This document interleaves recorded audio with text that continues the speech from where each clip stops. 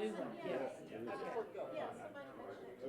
They're still doing the finishing touches. Yeah. We had to get in. Okay. But man, we were real fortunate. You know, Yeah, swanky. but we're all under one roof again. They were in the company's great, so they were in two different places. And now we're all together, and it's really motivational for me.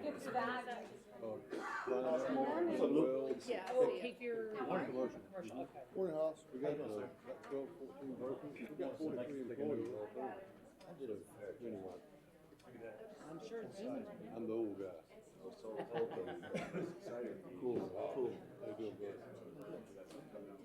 I guess, well, yeah, I think we have a couple things. I can put people now doing this. I don't know which one to do. You beat Luther. I know that. Who came to the MLK Bank? Good.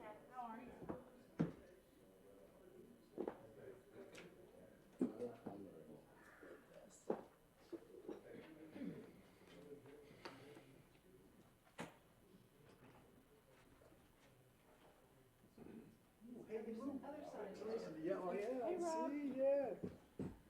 Thanks for being here. Hey, Dean. Hey. What's happening, Rob? Living the dream. I hear you, brother. Yeah. I'm getting paid for it. Oh, yeah. Big bucks. Yeah, big bucks. Hello, Dr. Cannon. Good morning, how are you? Good. It's good to see you here today. You too, it's new. Usual. Yeah. Longer conversation, but yeah, it's all good. Do the presentation on lead utilization. Started. Good morning. Morning. Call to order this March 9th, board meeting for Cape Fear Public Utility Authority. This morning we need a motion to excuse two members, Mr. Bill Norris and Commissioner Barfield. So move. Second. All in favor? Aye. Aye. Next, we have oath of office for our newest member, Council Member Waddell.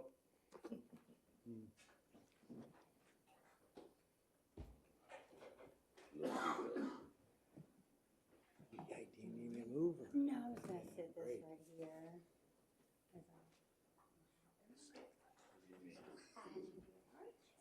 Please raise your right hand, please hold on the Bible, and repeat after me.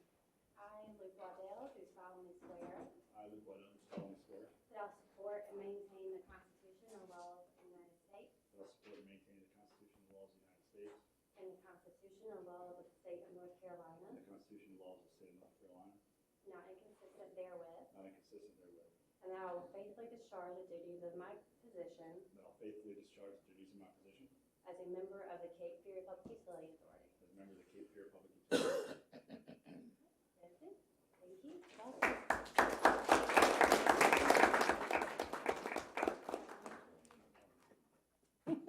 Nice speech. Thank you.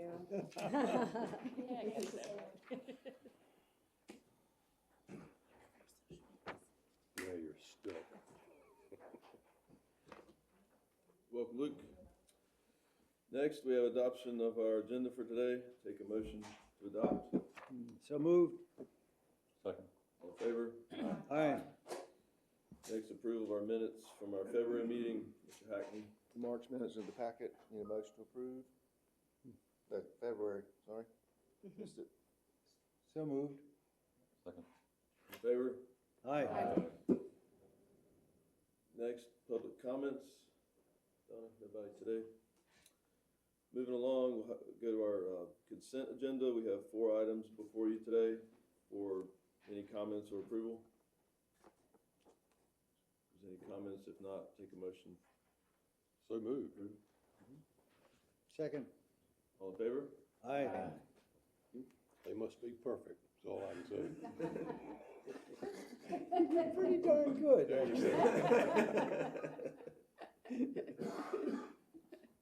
New business, our administrative reports. Linda, attorney's No, report. I don't have anything today, or a closed session. Okay. Speeding along. Next, our executive director's report. Mr. Walter. We have before you the key indicators report, the environmental report, and the safety report on pages 32, 51, and 59. Staff stands ready to answer any questions. Mr. Chair? Mr. Zap?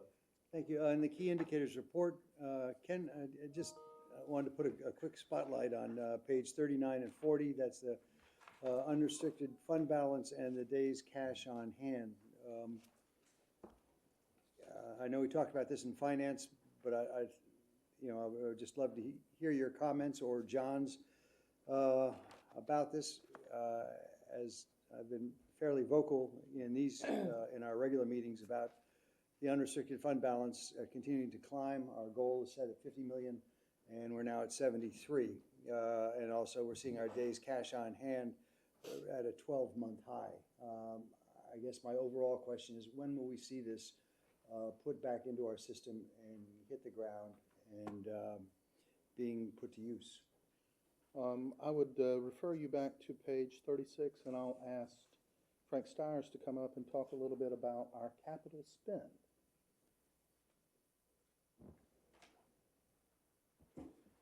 Okay, good morning. So if you look at the capital spend on page 36, you'll see that there has been a steady decline in that. In March and May of last year, there were about a little over $10 million in expenditures for each of those 2 months. And during that time, the raw water transmission mains project, the 54-inch transmission mains was well underway. There was a lot of money being spent at that time. Same thing with our Sweeney Enhancements project. They were getting a lot of gear and equipment on site, the roof, the electrical gear and pipe and such. And so those 2 projects were well underway. And they were being compensated for the materials they were getting in that they were storing. Since that time, those projects are winding down. They're only being compensated for installing those equipment and materials. And so the spending has dropped. Those projects are still underway and on schedule. I would point out, though, we have several large capital projects that are getting ready to bid that will, exceed over $30 million. So that number's going to get back up there. Thanks, Frank. Thank you, Mr. Chair. Thank you, Tim. Thank you. Ms. Lee? Just a couple of quick comments. Every month we get our environmental report. It's just a bunch of graphs, but I think we need to acknowledge the hard work that those graphs show, that all of our plants and water and the sewer services that we provide are being done excellently. And we're providing very safe water, and we're providing good treatment for the sewer. And so I don't think we acknowledge that, the hard work that our employees put in on that. And the second thing is the safety report. No incidents this month. And I think that's probably the best thing that this organization could provide, is to make sure nobody gets hurt in performing their duties.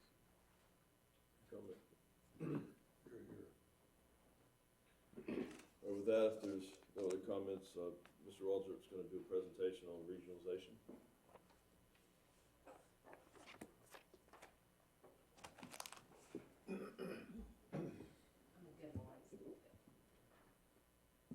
Set the mood. Get the mood right.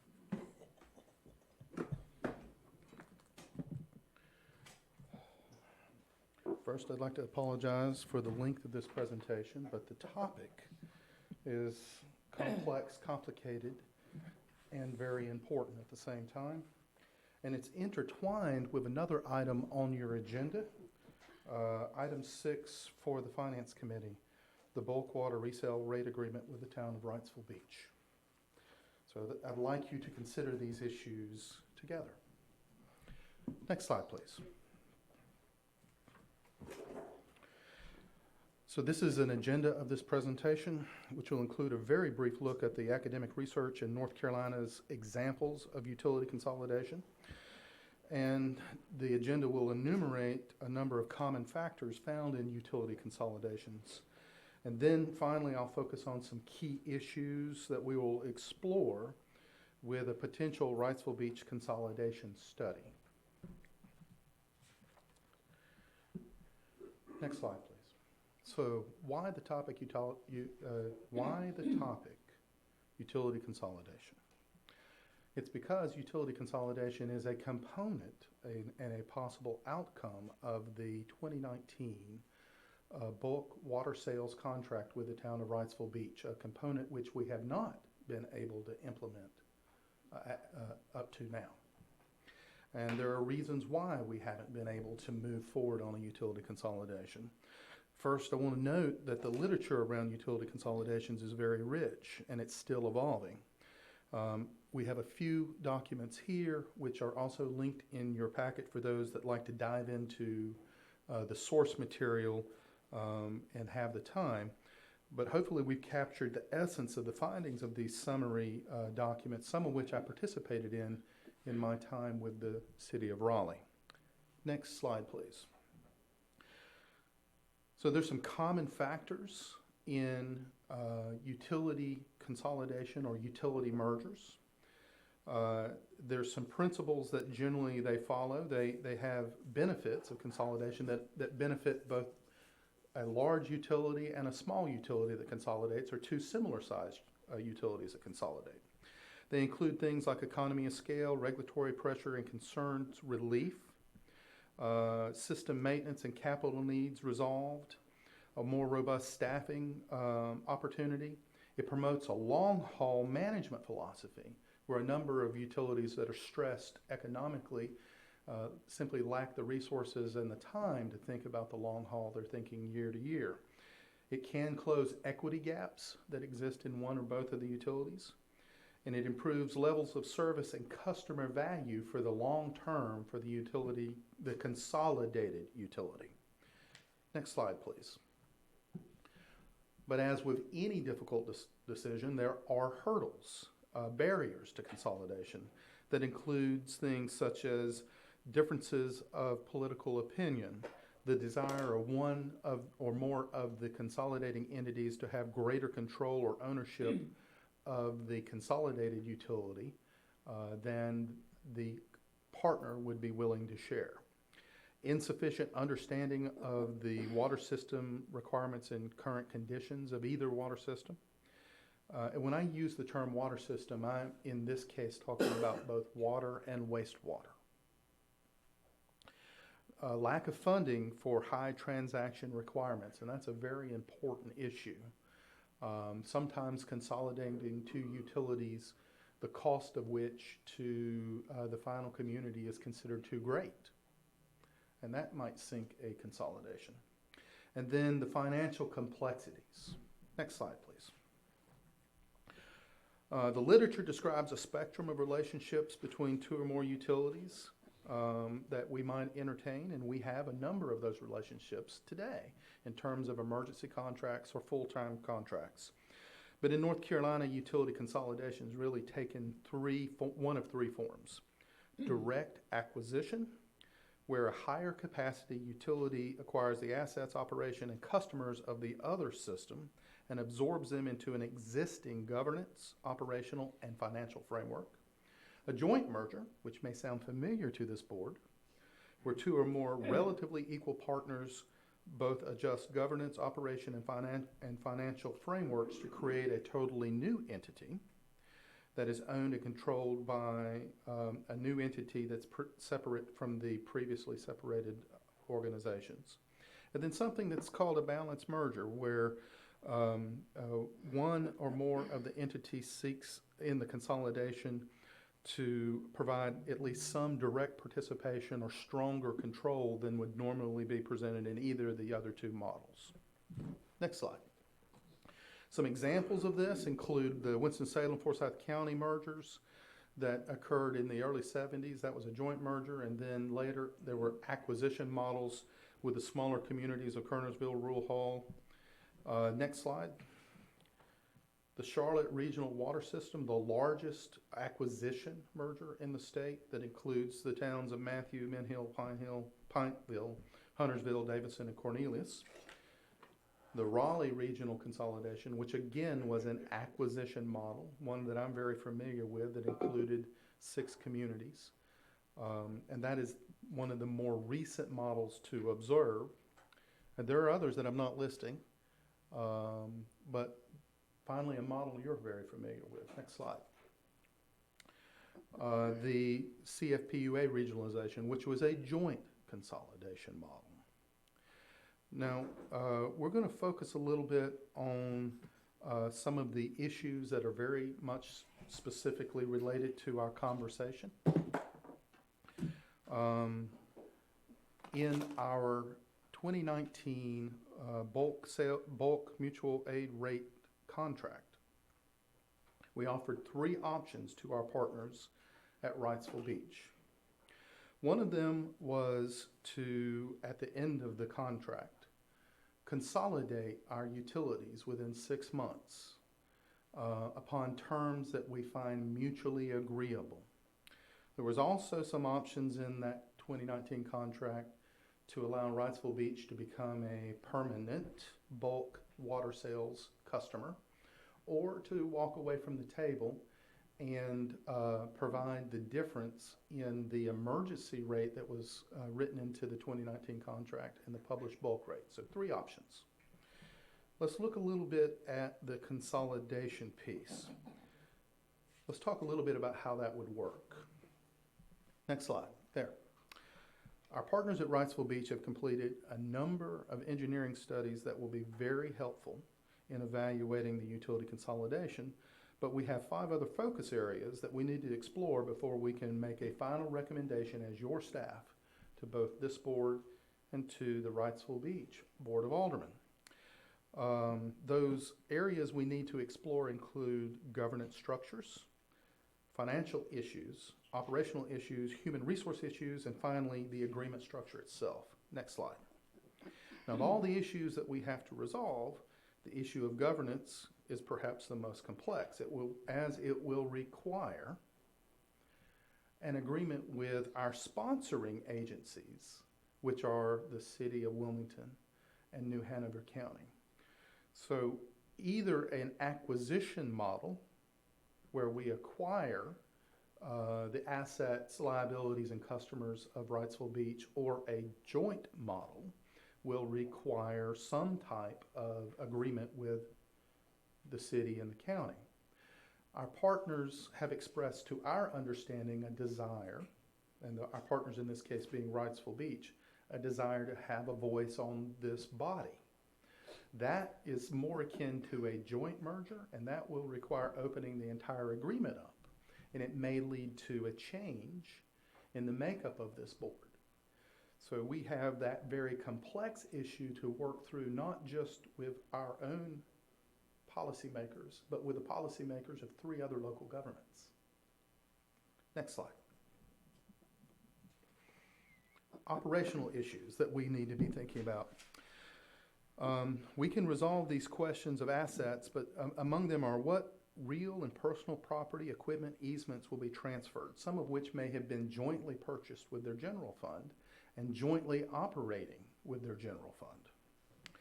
Although this is a limited riparian rights water state, there'll still be questions about existing groundwater withdrawals and the potential of conversion of their wells to aquifer storage and recovery as a future option for this utility.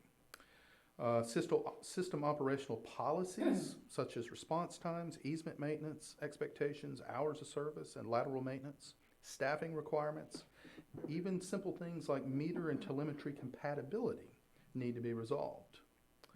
We're assuming as your staff that our the final negotiation will normalize all of these questions around CFPUA standards. But we have to have that conversation with our partners at Wrightsville Beach. And then finally, there is a difficult question to resolve around system resiliency and redundancy. We have some slight differences of opinion with our partners at Wrightsville Beach about the resiliency and redundancy of feed lines of water going into Wrightsville Beach and wastewater coming out of Wrightsville Beach that have to be resolved. And those are major financial and economic drivers of any consolidation discussion. Next slide. Human resources. So human resource questions to ask and answer include the number of employees that might be transferred, some of which may be paid from both their general fund and their enterprise fund. The position placement of those employees within our organization and any deficiencies in positions that count because of staffing vacancies on their side or underinvestment. We must also understand that there may be pay equity issues to address either in the merging utility of Wrightsville Beach or created by that merger in our own pay structure. And then are there any differences in promised benefits that need to be resolved? I can use the Raleigh merger as an example. A lot of the consolidating smaller utilities offered greater benefit levels to their employees because they had a smaller employee base. They needed a higher benefit level than the consolidated utility to retain and attract. Well, if we bump into that, how do we address that with any employees that join us or address that with our existing population of employees? Next slide, please. Financial. So financial issues are often interwoven with the final agreement structures. So I'm going to discuss those in tandem. How would their existing enterprise fund balance be addressed? Are there indirect costs that must be prorated? How will outstanding obligations and responsibilities be addressed? Will prior utility-related debt be assumed by CFPUA or retained by Wrightsville Beach until retired? Are there any special geographical costs unique to Wrightsville Beach that we must consider? Are there any development agreements, tort claims, outstanding litigation, or third-party agreements that we must consider? And how much time will it take in their customer to bring their customers over to our billing system? And how good is the billing data? Next slide. There are a lot of agreement frameworks to work from, and I brought a few with me from Raleigh and other sources like Salisbury, Rohan. So we have agreement frameworks to share with our legal teams to start from. So they don't have to start from scratch, but there's still a lot of questions to be answered, such as the amount of wastewater and water capacity that the town would assume and the value of that capacity in any merger financial pro forma.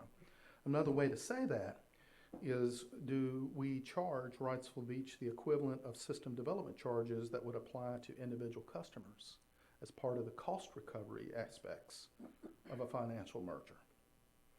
Because there is a loss value there if it is not accounted for. Opportunity loss. How are disputes around the agreement itself going to be addressed? Are there capital costs in the agreement fixed or estimated? So do we fix the capital costs in the agreement, or do we estimate them and then adjust the financial pro forma after the projects are done? And that really drives a couple of other questions. Who funds the administrative costs of the merger? Are there opportunities for the town to facilitate development or redevelopment through payment of system development charges that are not available to our current partners? If the easements are to be acquired, because easements don't exist, who secures them and who pays for that? And finally, probably the most difficult question of any merger, what is the acceptable impact of a consolidation on customer rates in the short term for both CFPUA and Wrightsville Beach? And I'll elaborate on that in the next slide. There are two financial pro forma models that we can work from. One is where the town covers any required costs through a loan or a general obligation bond against the town's full faith and credit taxing authorities. So the town brings all the money necessary for utilities consolidation to the table. That's one model. It's the model that we proposed a year ago. And the town's staff were not comfortable with that model. Of course, we didn't know at the time what those final numbers would be, so we couldn't decide which way we would go. The other model that's available is a consolidation where all the projects occur after consolidation. There's actually a difference in rates charged for some period of time to pay for any debt associated with a consolidation. This is called a rate differential model, and this is a very simple or simplistic graphic of how it works. The larger utility in question may have an average bill of $66 a month. The smaller utility may have $86. there's a difference of $20 a month. We would continue charging the higher rate in the consolidated smaller utility for some period of time. If there's 3,000 accounts, that would generate $60,000 a month or $720,000 a year that then could be used to retire utility debt. Let's assume in this scenario that we identify $10 million worth of debt. Then if we receive $720,000 a year, adjust it annually to ensure that we maintain that differential, then it's a period of almost 14 years before the rate differential closes. That's called a merger window. And the rates in Wrightsville Beach would be the same as the rates charged everywhere else. This is the model used in Charlotte Water and in Raleigh Water to fund utility debt. And as you can see, this can be driven by a number of variables that we can't understand today.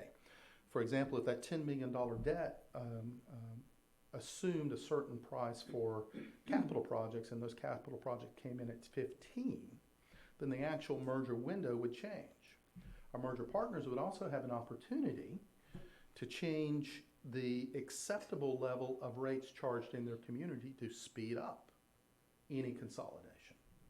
And then a final point that I think it's important for our board to point out is, assume it's $10 million worth of debt, the consolidated utility will have to go and pay for that debt. Borrow money is one avenue. And paying for that debt, either in pay-as-you-go or borrowing money, will require some incremental rate increase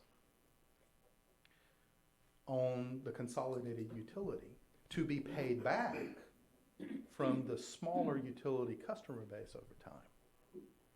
So that's the type of acceptance that we would all have to work through to get to a utility model that works for both communities. Now, with all that being said, having done this or been part of 6 consolidations, I can share with you that there are plenty of benefits for both communities.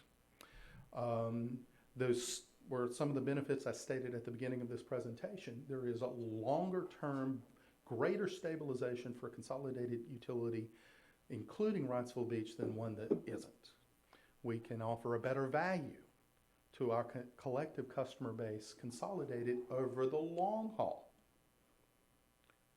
than we could without consolidation. So there are benefits to the larger utility. For the smaller utility, absence of consolidation, they may have rates that are currently at $86, but they have to not only purchase all of their water from us, or they have to get it from other sources, and they have to resolve all of the issues we discover together in the consolidation. So almost invariably, their rates accelerate and are higher than in a final consolidation. So there's benefits for the smaller community. Next steps. Next slide. So this is a slide taken right from the Finance Committee, which recommended that we bring this to you. We have a resolution that we would like to bring back to you in April. Did we share a copy of the resolution with everybody? So this resolution will give you an idea of how we would approach this. What we'd like to do is we'd like to go to the Division of Water Infrastructure in May and ask for a grant to fund a utility consolidation. We received pricing from various consultants to lead a utility consolidation study, and that pricing ranges from $300,000 to $400,000. And we'd like to approach the grant agency and fund the totality of the consolidation through a grant process. So we would come back and we'd adopt a resolution supporting the study and asked our partners in Wrightsville Beach to do the same. And then we would submit an application to the grant agency for a consolidation study, as well as other things that we think will be useful and needed by this utility. We'd bundle our grant application up, and we'd include a rate study, which would be useful for both utilities, and we'd include an economic impact study, which would be useful to everybody in explaining the long and short-term benefits of a consolidation. The total project that we would take to the grant agency is $450,000, of which the grant agency could bring to the table $400,000. we would work in parallel with our partners at Wrightsville Beach to bring forward an interlocal agreement between both of us, agreeing to pay for just the consolidation, which we estimate at $300,000 if the grant is not awarded in August. And then we would start recruiting, or issue either a request for qualifications or a request for proposal for a consultant to walk us through all of these issues. And I would say that I do believe that we probably have the talent on staff to absorb some of these costs, but I'm not certain that we have the time with all of the issues that we have in front of us. Thus, the request to go ahead and get a consultant to fill the gaps. And we certainly couldn't do a utility consolidation and haven't been able to until this time because of the workload that I'm describing. So I'm prepared to also, if the board approves a resolution in April, to start conversations immediately thereafter with our with the 3 other partners, Wrightsville Beach, the City of Wilmington, and New Hanover County, around the governance issues, the agreement structure, and we can do some early data gathering. So our recommendation is, when we come back in April, will be to support a resolution for consolidation, support an interlocal agreement, funding that consolidation if we don't get a grant, and direct staff to move forward appropriately. Do you have any questions?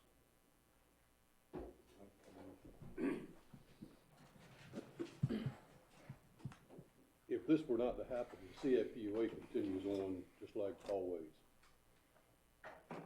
Fair statement? That's absolutely right. And that's why you have in front of you, and that's why we propose to our partners in Wrightsville Beach, item 6 under the Finance Committee, the bulk water sales agreement. We propose that to carry on for 5 years with 2 mutually agreeable renewable terms of 5 years, so 15 years.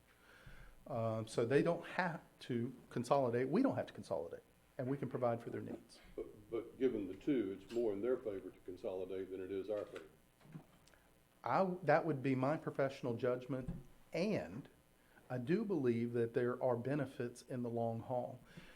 Many of you were here or observed this utility consolidation in 2007, really kicking off in 2008. And there were some challenges. And we're 13 years, 14 years in. The new consolidated utility, I would argue, as a person coming from the outside in, is healthier, more robust, and serves its community better than the individual utilities that were here 14 years ago. That is also true, in my opinion, in the long run for a consolidation with Wrightsville Beach. But we got to look long term for that. I understand that, and I would not ever be not in favor of helping our neighbor, and that's the way I look at it. We're helping our neighbor. I don't care how you romance it. They need what we've got. With the idea of the 5-year interlocal agreement with continuing to serve water, how would that interlocal agreement look different than the one we already involved in since 2019 in terms of rates? I can give you I can give you a brief summary of what you'll be presented at that time, but we are recommending as your staff to align with the 2019 agreement that both communities sign, i.e., we would have a 5-year agreement. It would provide bulk water at the published rate, which is currently $3.48, and would be changed from time to time based on the needs as dictated by this board.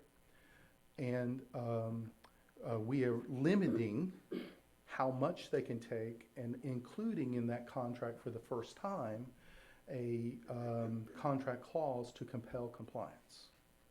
So what we're proposing, we think, very much aligns with what the communities agreed to in 2019.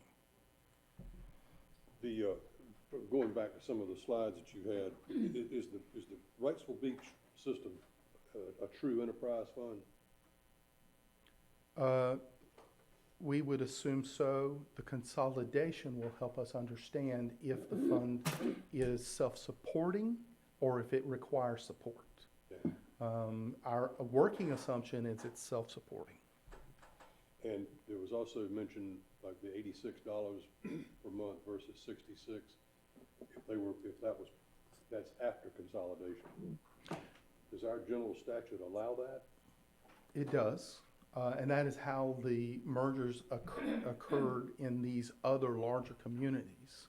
So through an interlocal agreement, a contract between communities, there was an agreement to charge the merging community a differential for a period of time to retire debt, to facilitate the consolidation. Well, the reason I ask that, let's talk about the ratepayers on Wrightsville Beach. They would be paying a different rate than the ratepayers here in our system. Yes. That's the part where I was confused about, is that allowed under our general statute? Because that's always been kind of something that got strung as You have to have a rational basis related to the water treatment and the water situation. And the rational basis here would be that they are a different system from this system. Our ratepayers have invested money in our system, and their system needs to maybe be brought up to the standards of our rate system. So you could charge them differently. Okay. But they're only charged differently for a period of time. Well, 13.89 years. Until the I see debt's that, paid, yeah. Until the debt's paid off, Yeah, to and bring then the they're equivalent. for the projects to bring it up to standards. And with regard to representation from Wrightsville Beach, that goes back and opens up that can to begin with that we started out with. I say that they already have representation because we have at-large representatives that the county appoints. And there's no reason to think that they couldn't appoint somebody that lives on Lumina Avenue. Instead of going back and rewriting everything to change the makeup of this board. It's just throwing my opinion out there. You know, I'm so simple-minded. I was thinking, you know, we were selling them water at a heavy discount, and they want to maybe come on our system. I would have never in a million years thought of all the domino effects that you showed us today. They're there. And I bet there are people on Wrightsville Beach that had no idea that it would get that involved either. That's not a question. I was just, you know, I feel I'm correct on that, because it's very involved. I assume the part of Charlie's question around enterprise fund, the fact that when this was formed, the county subsidized their rates with sales tax. And so when this ordinance was formed, you had county residents that were in the tizzy because all of a sudden their water rates went sky high when they were much lower based on sales tax subsidizing those things. You know, my concern is how does CFPUA win? What I would like to see happen is expansion of water and sewer into the unincorporated parts of the county, areas that need growth and that are poised to grow if we have water and sewer. For me, Riceboro, Castle Hayne area are the prime examples of places that could grow and whatnot. When I first got elected in 2008, we talked a lot about the ability to build it when they will come, so to speak, synthetic tips. And it never really got off the ground, but there were some developers wanting to develop off of Castle Hayne Road and bring more homes and those kind of things there. I guess River Bluffs, I think they spent roughly $4 million on bringing water and sewer to their project to make that work. And when you look at that part of the county, every bit of water and sewer that's there has been developer driven. And back in those days, the county would, you know, pay the difference to upsize the lines to provide more capacity. But, you know, we're poised to grow. And I would hate to tap a whole bunch of money over here when you know the growth is taking place. We know that we have a housing challenge here, and it's going to take water and sewer to make those things happen. I've got a friend of mine building a new home in Brunswick County, brand new home subdivision, and they got well water and septic. I could never imagine buying a brand new house with a well and a septic tank in 2022, but they don't have the wherewithal over there, I guess, to expand water and sewer throughout what we do. So I would hope that we're looking at that as a part of our long-range plan, as well as short-range plans, you know, to make sure we're providing services in that part of the county. a question directed to that. So do our water and sewer, does our infrastructure, are we poised to handle our current growth, plus Wrightsville Beach, plus future incorporated in New Hanover, or are we limited on where we can have growth? I mean, so is something gonna be the tipping point for more infrastructure for us? Does that make sense? It does. So with respect to Wrightsville Beach, we already are treating their wastewater, so that's incorporated in everything we do. For the water, we did incorporate that into our long-term planning. We ran our hydraulic models and all that, and that was the basis for setting up some of the limits in this bulk water contract, the total volume as well as the instantaneous rate. So that's covered. In terms of system-wide growth and all that, there's a presentation after this for our 10-year capital plan that incorporates a lot of that. Because as I understand it, the Wrightsville Beach is only the water portion is only like a 3 to 5% of our capacity. So it's not Correct. It's not a huge strain on that. Yeah, and a lot of focus has been here from our perspective on these growth areas in the northern parts of the county, and that's where some of this ARPA funding that we received going to, as well as some of the other things that I'll be presenting later. I think, do you have a question, Carl? No, not for Carl. I got one. Yeah, go ahead, Charlie. Yeah. When the city purchased the Dobo water system, prior to doing that, there was an extensive appraisal, if you will, or a look-see, an engineering report on that system, its pitfalls, shortfalls, the good part. Has that been done with Wrightsville Beach, or will that be done prior to any intellectual agreement? A study was conducted a couple years ago by Wrightsville Beach on their system, and we have provided some comments on that. The merger study that is being proposed now will build on that and further analyze the system as things have changed over the last few years and some of the regulations have changed. So yes. Thank you. Yep. I think, Ken, I'm Wrightsville Beach and I'm looking at a $10 million shortfall. Why don't I just go out and build an RO system and continue using the wells that I already have? I'd have to defer to our partners in Wrightsville Beach on the appropriateness of that based on their own financial performance. But that is an option. It is an option that they have. The second part is we're basing a lot of these numbers on the $3.48 bulk rate, which I know in other comments we've already identified is not enough.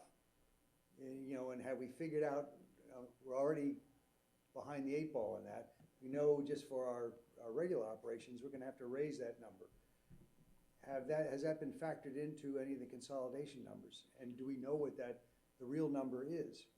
That would be part of this consolidation study, and kind of working backwards from the various questions. I would share with Ms. Adams that the consolidation study would help us understand what are the capacity impacts, short and long term. At first glance, a coarse look, it looks like we can manage it accordingly.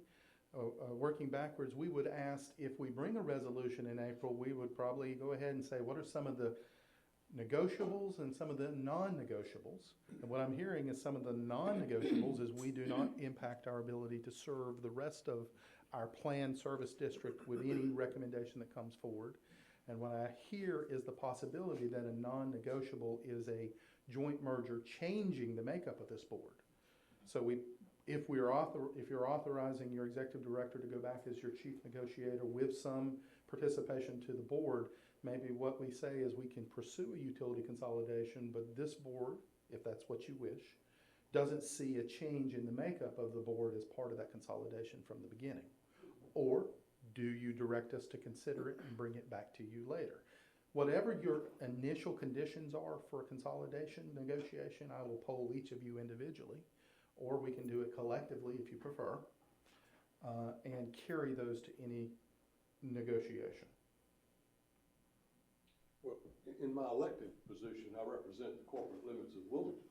But as a member of this board, this is every bit important to me what we do on the northern reaches of the county, everywhere, to Wrightsville Beach. So it's not like that inland waterway is some kind of Berlin Wall that keeps me from having any loyalty to those people. think they understand that. Other questions? Do I see a consensus that we bring back a resolution in April? And in the interim, I work with each of you to understand what are the opening negotiables and non-negotiables for our partners to understand. I'm sorry, one more question. Does Wrightsville Beach support this resolution? I believe their staff does. Okay. And we're working to prepare one that is specific to Wrightsville Beach. This resolution is written in such a way as we could go after the grant funding, but it also incorporates all of the necessary guidance that we as your staff will need to move forward. I mean, it helps both entities, so Yes. you would assume they would, but. I'm in favor of that. So Let's have a motion. I have one more question. Go ahead. my question is, we're their elected officials. I understand the staff part, but where's the Board of Aldermen there? Where are they? It has been my understanding from speaking with individuals who've been negotiating on behalf of the town that there is a desire for utility consolidation. I don't know if they understand all of the ramifications of working towards consolidation, but we would try to educate them, and I'm sure their staff is trying to educate them, just as we are sharing the same information with you. Quick question, could you speak briefly? There was some question as to the contract that we made with them in 2019. The tenants were pretty straightforward. We were going to give them a discount for a while, and then we were either going to pursue merger or they were going to be retroactively charged our full bulk rate. Mm-hmm. What was their position on this recently that was, in my mind, it was a little bit controversial, that they were not reneging, but were pushing back on that contract? Yes, and that more information on that topic will be found in my briefing for the finance agenda item. I'd be glad to go over it now if you prefer, but we were keeping these somewhat separate, so you can evaluate the merits of them separately. Would you like me to discuss that now, or would you prefer to wait until we bring it forward under the finance item? That's fine, we can wait. I just want to make sure we know what the posture was over there, because I think that is going to influence how we feel about some of these questions that are before us now. I would politely and respectfully disagree. I think it would be beneficial Do it to now. go now so that we have all that information coming forward. I mean, we're being asked to vote on a resolution. You need all that information before you can support that. But me personally, I would want to know what the rights of beach is and make sure that they're educated as well, so we don't go past resolutions supporting something that their Board of Aldermen. I think the resolution's gonna be brought to you in April. This is just a motion telling us to proceed with it. I have maybe a question in the meantime, and I apologize if you already addressed it and I was sleeping through it, but and this might be better directed to you, when the consolidation between Wilmington and New Hanover took place, was Wrightsville Beach offered a seat at the table? All three of the beach communities didn't want to take part in it. None of the three beach communities. And of course, Caroline and Curie, that would have been just about an impossibility, but that was not something that they pursued. Okay, so this is something that's been addressed in the past. Well, I don't think they were having saltwater intrusion in their wells or anything else, you know. I mean, what was it, 2006 and 2007 when it was being birthed? The population at Wrightsville Beach has grown tremendously since then. So I think the combination of the two things, the well water quality and population has led to this. But the opportunity was there when the utility authority was formed for them. I wasn't on council, but I was involved with the building it. I can't answer that truthfully. Okay. So the reason we brought this forward very systematically, and what we are asking for is to understand, do you want us to bring back resolutions in April, is we want to understand where our partners, how they feel and about both consolidation and the contract that we would put in front of them. They get to meet tomorrow to have those conversations. So we're giving ourselves a little time to communicate. As staff, we would suggest communicating there's an openness to utility consolidation as there was in 2019 under certain conditions, and we'll be willing to go forward together as partners if you like.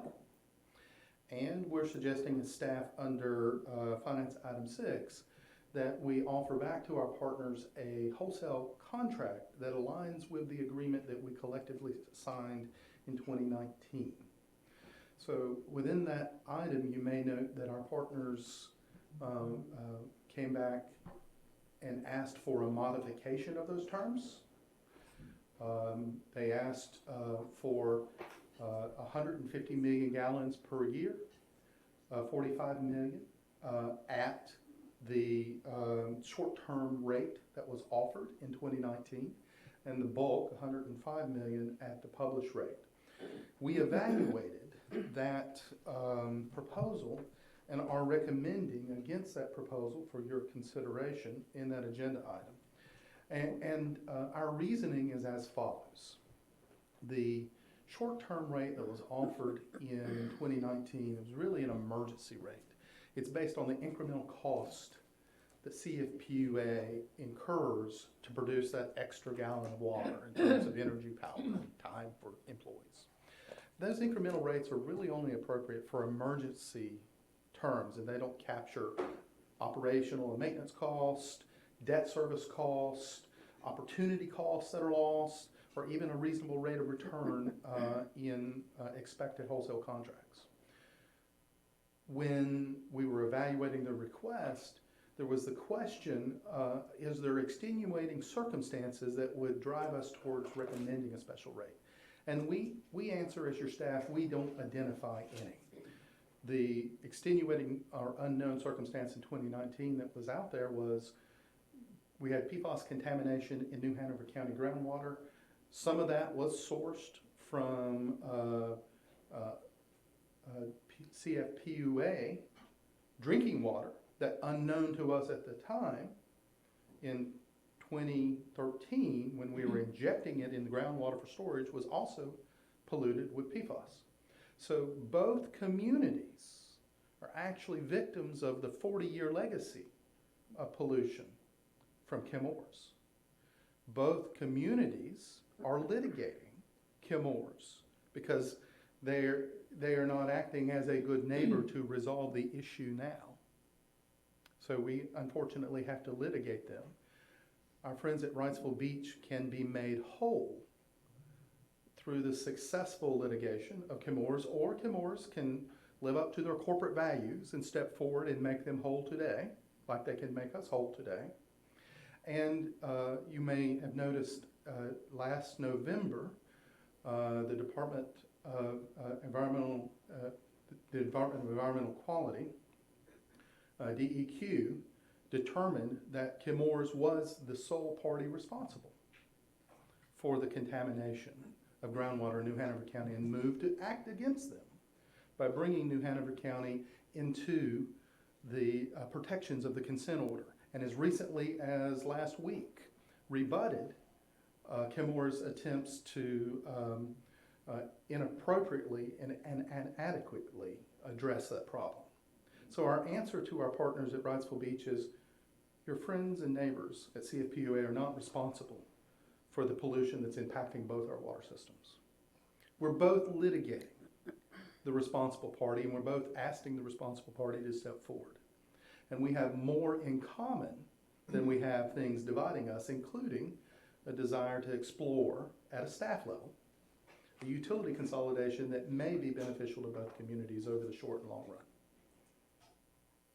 So that's why we're recommending the contract under item 6 of the financial report to align with the 2019 agreement. And it's also why we're recommending we explore consolidation. And we hope that total message will return to our partners at Wrightsville Beach, and they'll take it in for what it's worth. Questions? Ken, a little bit like a broken record here. I'm going back to that $3.48 that's locked into the 2019 agreement. How do we make sure that we don't lock ourselves into a contract that provides at that when we know, again, that the real cost for us is, say, $3.90 or something higher than that? How do you We've written the contract in such a way as you can adjust it from time to time based on information brought forward by your staff. Okay. And at a minimum, we would recommend adjusting it if you have to adjust year by year your retail customers. Great, so we got that protection. Linda, you good? Yes. Well, I've got a question on the resolution, which I know is not going to be before us until next month, but I want to be sure I adequately understand it. And it's on the second page, and under the therefore be it resolved by the board of the Cape Fear Public Utility Authority. And with the Cape Fear Public Utility Authority, the applicant will arrange financing for all remaining costs of the project. What is the project? So the project would be the consolidation study.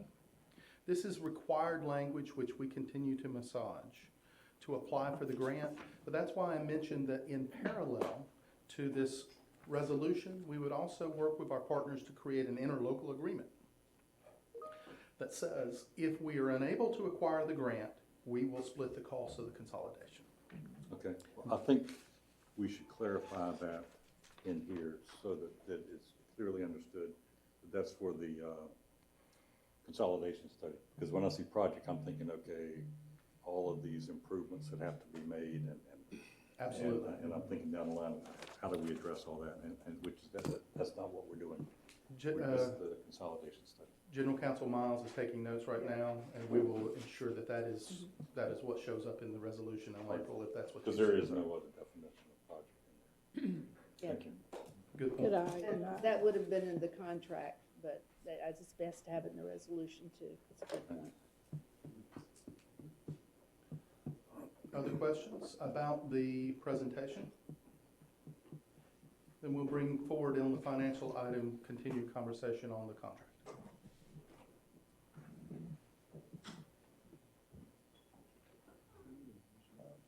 Mr. Chair, do you need a motion on the resolution? Yeah, Yeah, let's have a motion to bring it back in April. So moved. second. All in favor?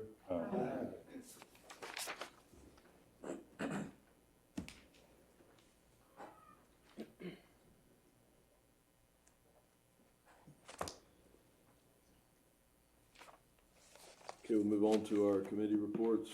Executive Committee met on March 2nd. The minutes are in your packet. Any comments or questions? And I'll turn it over to the long-range planning, Mr. Sneeden. Yes, the minutes of our past meeting are in the packet. Be glad to answer or address any questions.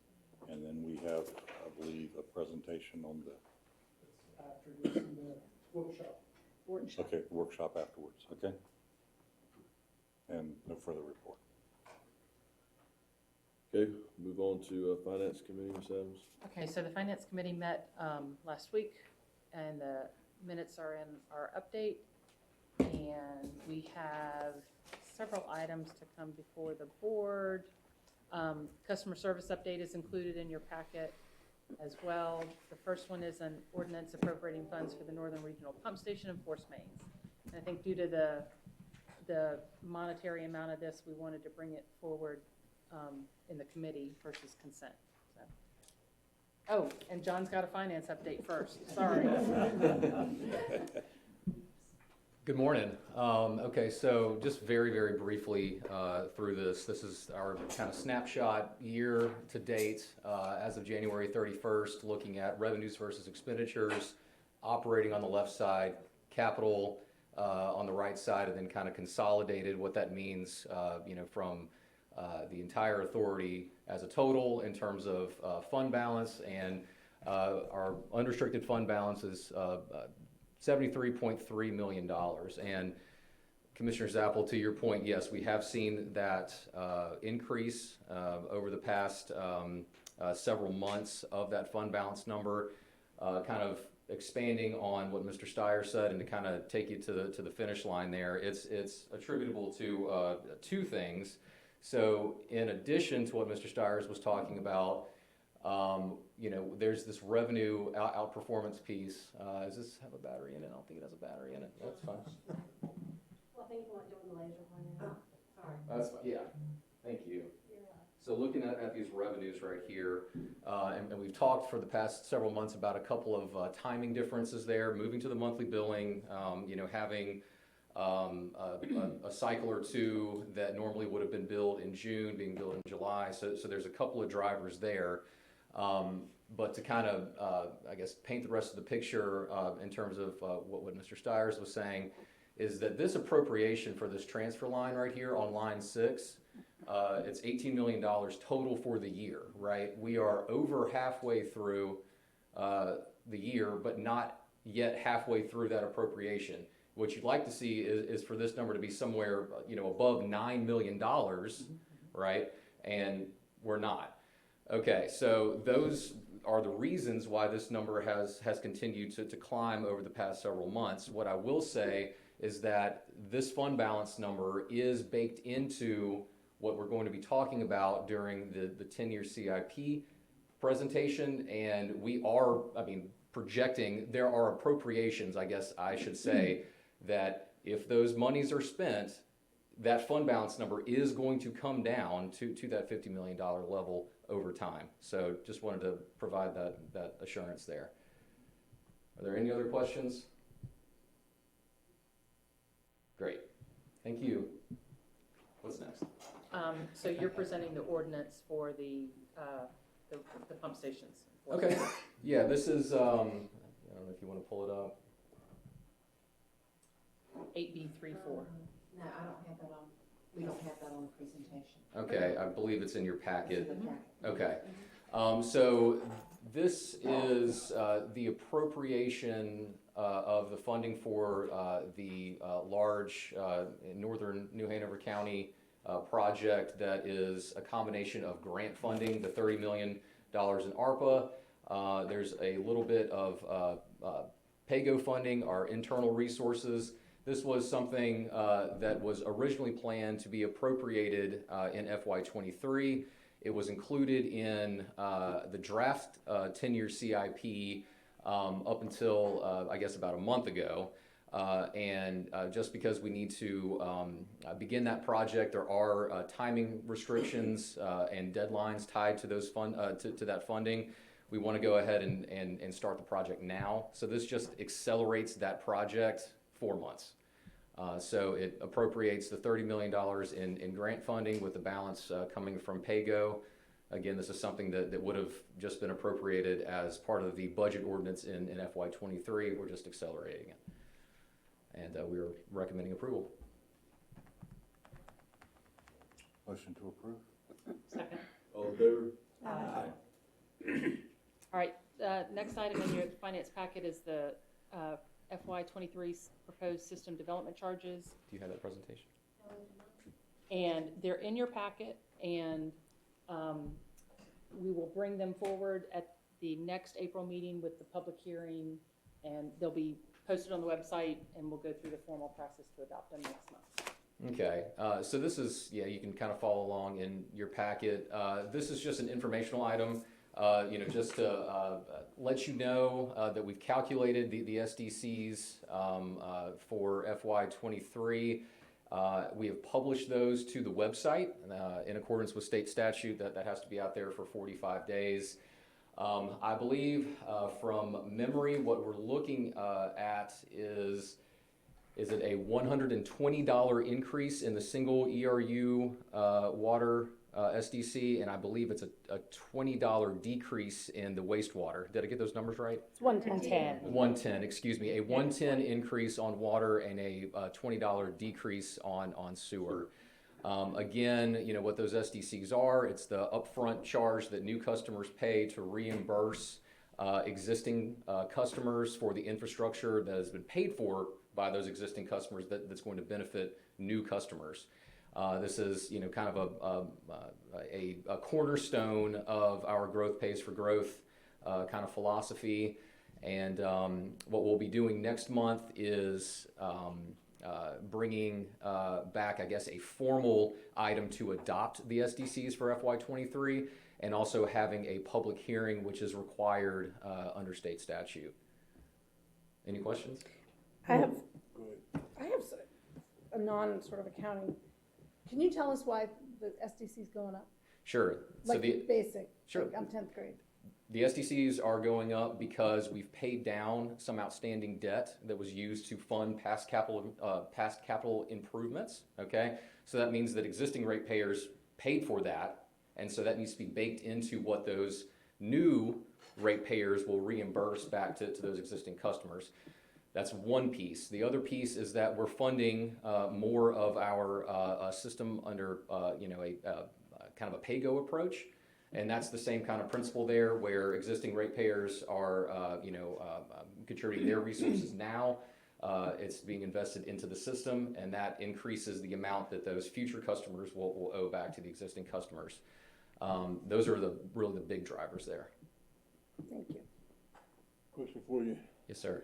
Again, looking at the trend of the SCCs going up, how does this play into the conversation around housing affordability? Does it have any impact on developers that are trying to build a more affordable product? Are we players in this conversation at all, or are we just on the periphery? You know, this has come up in years past, and I think there's kind of two approaches. You know, you would think that this is kind of a cost of doing business for the developers, and they would bake it into housing costs.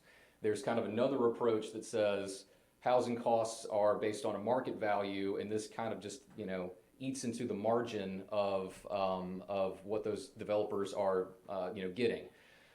We have not, really taken any position from a policy standpoint and how that interfaces in with affordable housing. Mr. Waldrop, do you have any input on that? And we have not explored that topic in depth. I would point out that the increase that's proposed, that's driven by the calculations as required by our state statute and our own policies of growth pays for growth, is a 2% increase over last year in a time where CPI is 7.5, the municipal cost index is 11. Producer price index is 9.5. So this seems to be a reasonable middle ground to make sure that the development community pays for its share as required, but no more than its share.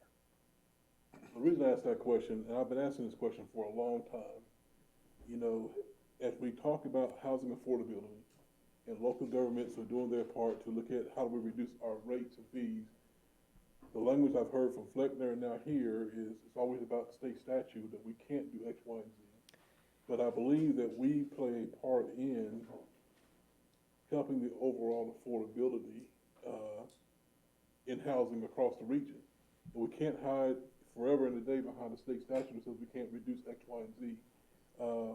If we are partners, and we keep using the word partners, Comores is a partner, a good neighbor. A good neighbor is going to do their fair share to help their neighbors out. And again, housing affordability goes across the board. As we see our region in a crisis, how do we all chip in? You got folks sending stuff to Ukraine right now, chipping in. How do we as an authority chip in and deal with this conversation? Do we just hide behind an ordinance and say we're going to raise our rates? We've got a good, healthy fund balance. At the same time, I'm looking from the county standpoint, how can we look at some of the charges that our planning department charges for developers to come in, and how do we transfer that into something dealing with housing affordability where the end user, the buyer, is going to see some type of a benefit there as well. And I'm, it's just amazing when you look at the cost of housing. My first house cost me $80,000, brand new construction. Doesn't happen anymore. So for folks your age, there's a challenge. Sure. And I'm talking about people your age coming out of UNCW trying to figure out where do I live.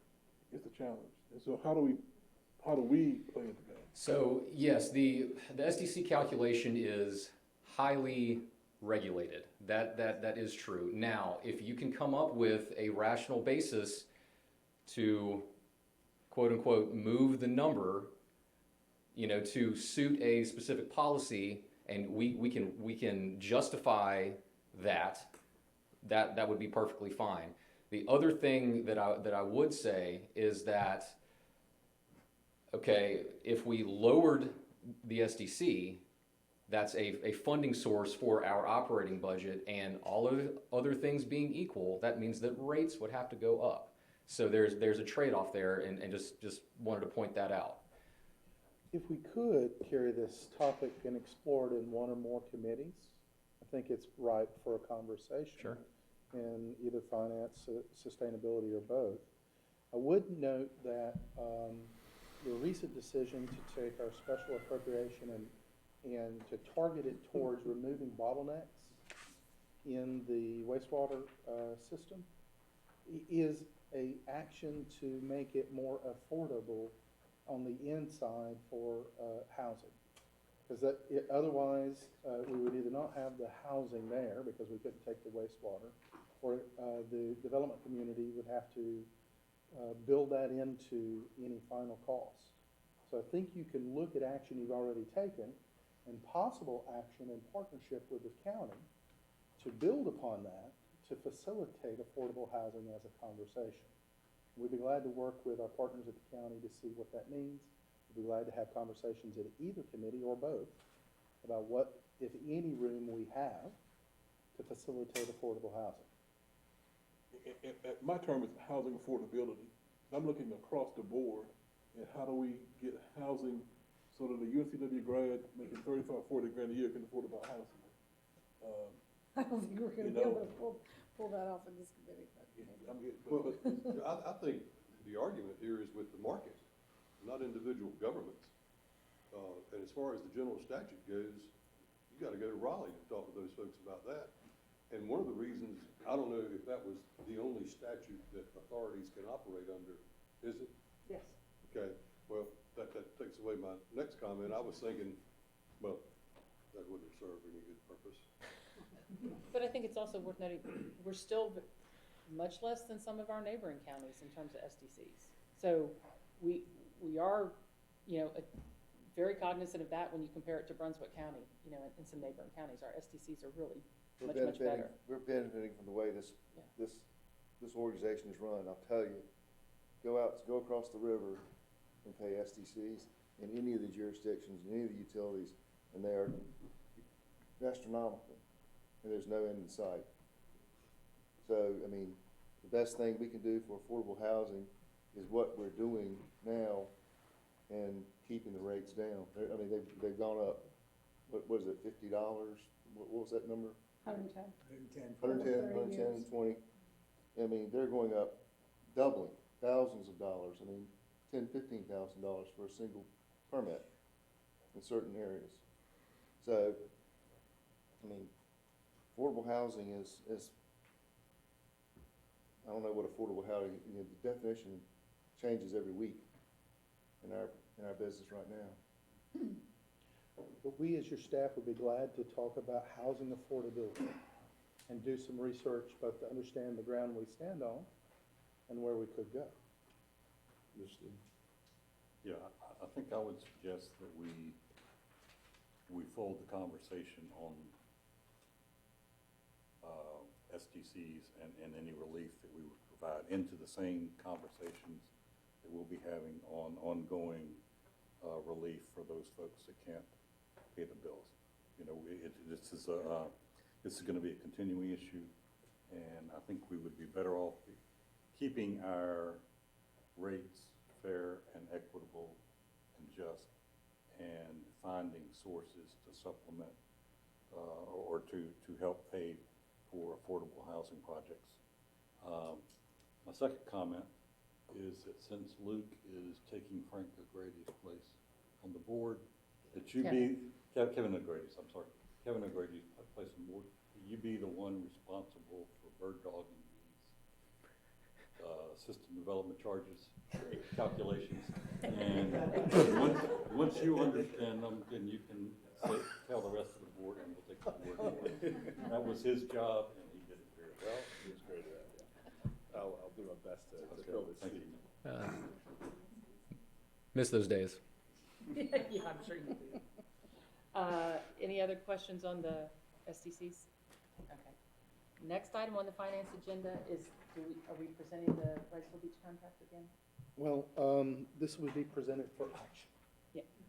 And I would summarize again, our partners have proposed a contract.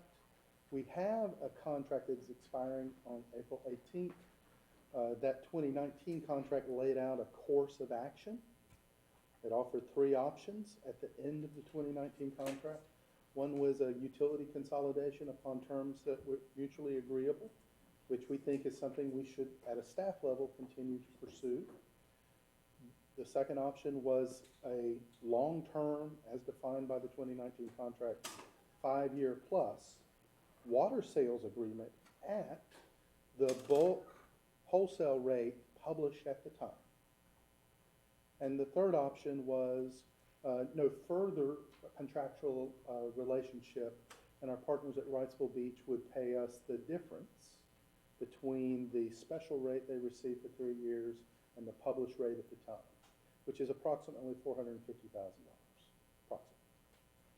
What we are, our neighbors came to us, asked us to modify those terms, and your staff, we've evaluated that, and we're recommending against modifying those terms because we cannot identify any extenuating circumstance to warrant it, and because of the fiduciary responsibility that we have to our existing ratepayers.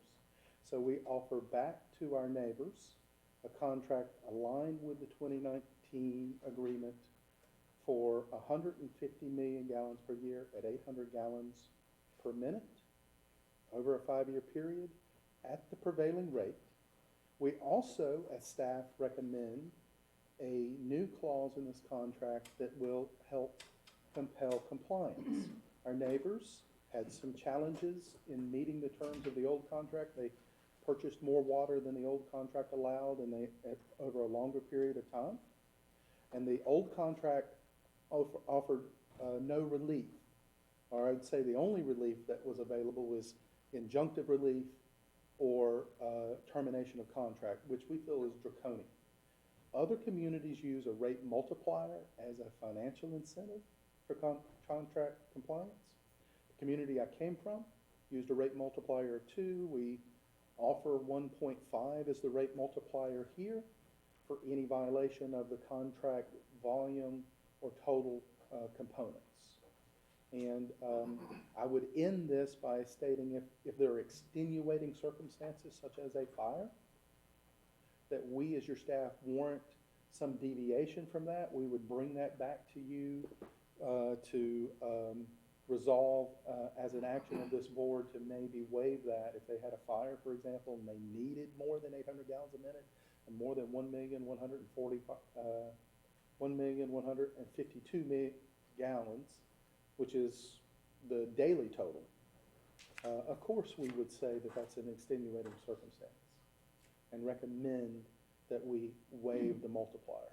But in all other cases, the multiplier becomes the financial incentive to comply. So, any questions? I'm not looking at the specific numbers, but do we anticipate that this is gonna be the volume they need, or are they gonna need more? Or have we? My understanding is this is approximately half of their annual needs.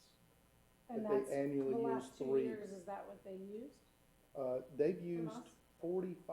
approximately 45 million gallons was the old contract terms, which was about, that's per year. And that's approximately what they lost from what they call well number 11, which was impacted by PFAS. They will recover these losses, in our opinion, with successful litigation of Chemours. Or again, our neighbors at Chemours can step forward and be good neighbors and resolve this issue today. Or they can resolve it in court. But either way, we think our partners will be made whole.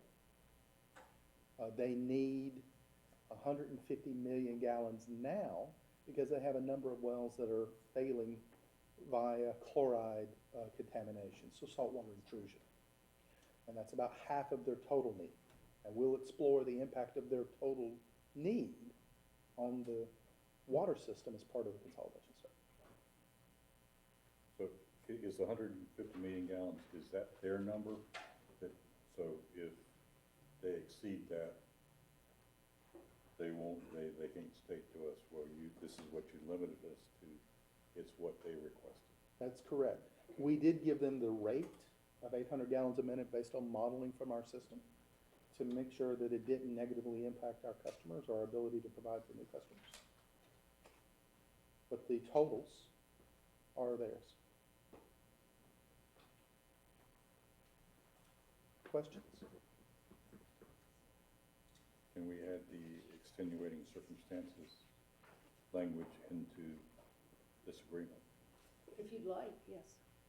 I think that would be appropriate there in that paragraph. Was the original reasoning considered, did it fall in the category of an emergency? Yes, at the time, both of our communities were wrestling with the reality and learning about PFAS. So not only was our water supply, both surface water and groundwater, contaminated via Chemours pollution, our use of groundwater led to contamination of at least one of their wells. In subsequent years, we've discovered contamination beyond the ASR all through New Hanover County. Much of it linked right back to Chemours. And in November, the Secretary acted to place our county under the protections of the consent order. So that's the difference between 2019 and today. Clearly, the responsible party is Chemours. We're both litigating Chemours, so we feel like everybody will be made whole with that successful litigation.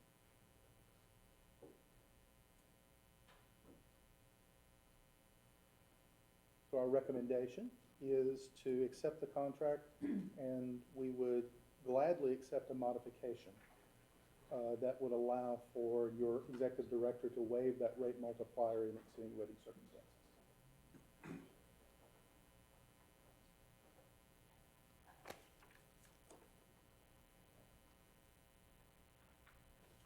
But the one thing that we've been, or has made us very, I think, successful and has worked well within the community is that we've tried and succeeded in being very fair across the board to all our customer bases. And we haven't played favorites with anyone or any group or organization. You know, everybody pays equal rates. And I think that we can see by not having 15 people lined up every meeting to complain about things that we've succeeded, you know, in being fair across the board. And I know when this previous contract was approved,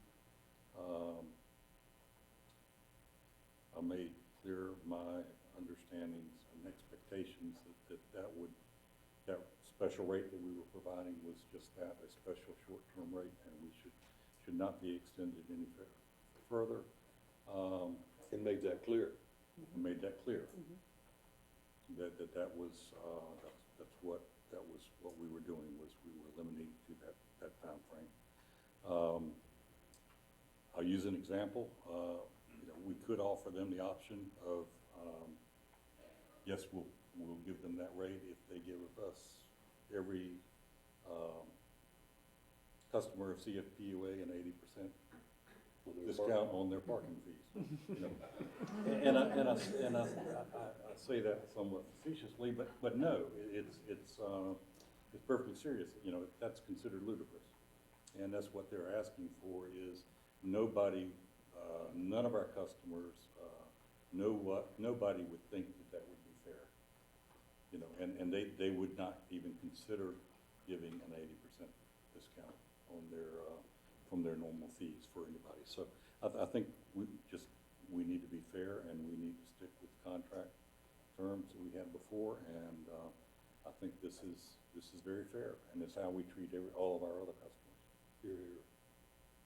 Well, I will say too, in all the meetings we've had, there's been a clear position to do, you know, just that, and try to be a good neighbor and do the right thing, but also stick to protecting our ratepayers in this whole thing. And that's been I think Tim's done a really good job of you know, making that clear, being consistent. So, but going back to the point, I mean, if we all proceed with this, and then, I mean, they have to accept, it's up to them, and they can say they want to move in a different direction. If they do, you know, we continue on and we did the right thing. So, I think we've been real clear in our messaging and consistent in our messaging to them. I would agree. I move the, We need a motion to excuse, Mr. Zappel first. So moved. Second. All in favor? Aye. That, and then, I make a motion that we modify the agreement to include extenuating circumstances above the maximum, and, so move that, however you say that. So move the rest of the.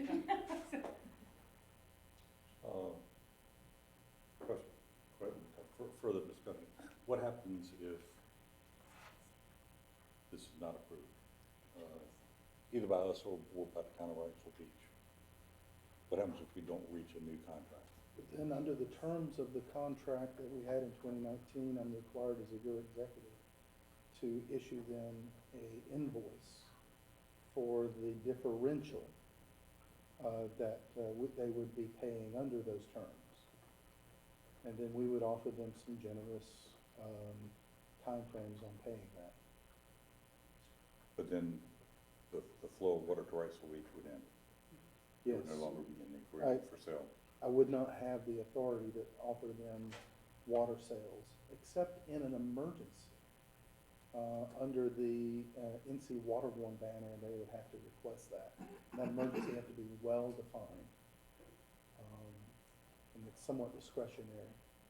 But no, we couldn't offer them water sales without a contract. okay. So we had a motion, do we have a second? Charlie, second. All in favor? Aye. Any opposed? Okay, that, Sustainability Committee did not meet, We did not, okay. that's erroneous. All right, Communications Committee, Mr. Barfield? And we did meet, a week and a half, 2 weeks ago. One thing we discussed was, the Camorra's image campaign and whether we wanted to, do an image campaign that kind of combated what they were saying. And again, our consensus was that we would recommend doing some type of image campaign, educating the community on what we're doing positive for them, whether it's building the new GAC system or whatever it is that we're doing, but make it about what we're doing for the community as opposed to talking about Camorra's. And I think there were some budgeting numbers in here as well, but all this is in your minutes.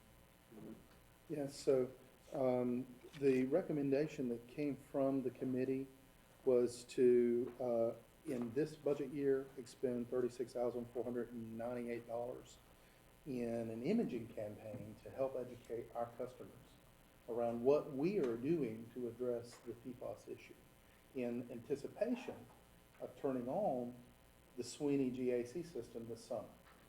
That amount of money is within the executive director's authority to implement, and we have those funds. I would move them unless I hear an objection to taking a public imaging campaign forward. Hearing none, then we'll follow the Communication Committee's recommendation, and then we'll ask our Communication Director to begin developing, you'll see this on television, advertising to talk about all the things that we are doing to address the problem. Is a public service announcement on TV, do you have to pay the same rates as you would if you were just doing general advertising? Because this is like a guy that's running for office that has no base and he's running against a national figure. And his budget is this and theirs is that. I mean, $36,000, they probably already spent that the first week they were on the air. Yes. And that's not to say that I'm not in favor of this, but I mean, is there any discounts we can get from the local media because it's public, for the public good? We will certainly pursue those. This media campaign would also include some social media campaign aspects, Facebook aspects, driven clicks. We might even explore radio, but to the extent that we can leverage the public aspect of using the airways for this purpose, we will. Again, the intended purpose is to tell our story and tell all the great things that this board has decided to do on behalf of its customers. I think Vaughn's out of the room talking with the press, but we do have a special rate for certain PSAs that we can use. The first segment will feature our new director and what a great job he's doing, and he'll talk for 30 seconds about how awesome he is, and then you'll go figure out from there. I would tell anybody I have a face for radio, we will look for folks like you to represent us. Well, and I'll raise the same point I raised during that committee meeting is, Ann McAdams' story about Comores not being a good neighbor. Ken did a wonderful job representing our organization, and he was, I thought, a perfect balance of stick to your guns, make sure the public understands that, we're up against Comores, and we're in this position because of them. And for them to turn around and do a PR campaign is just salt in the wound. And I thought you did a great job getting our message across, so.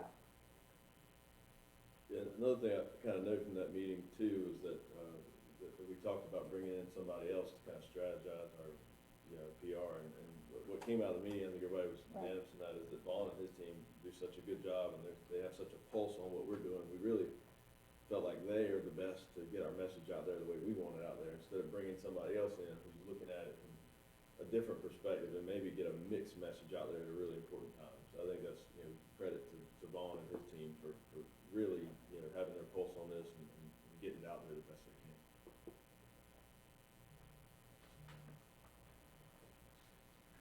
All right, with that, have any old business or closing comments today? Hearing none, I'll take a motion To adjourn? to adjourn. I couldn't find the word, I don't know where it was. I just want to tell Luke, I told Luke, I said, these meetings, we get over about 10. Of course, it always sounds good. Always sounds better when you're selling something. That's right. And welcome, Luke. I'm looking forward to it. I was pretty quiet today. I'm gonna just kind of soak it all in for a little while, but, look forward to working on all of it. Yeah, we're glad to have you. We'll take a 5-minute break. All those in favor? All right. 5-minute break, yeah. Yeah, 5-minute break. Yeah. Okay. 10 minutes. Round what, two. Round two.